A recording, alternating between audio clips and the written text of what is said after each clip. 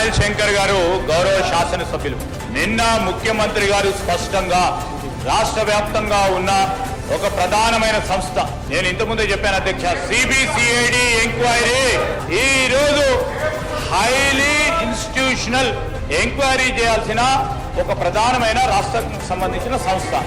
ఆ రాష్ట్ర సంస్థ మీద నమ్మకం లేకుండా 10 సంవత్సరాలు నడిపిన అధ్యక్ష ప్రభుత్వాన్ని. వారి ప్రభుత్వంలో కూడా సిబిసిఐడి ఉండే.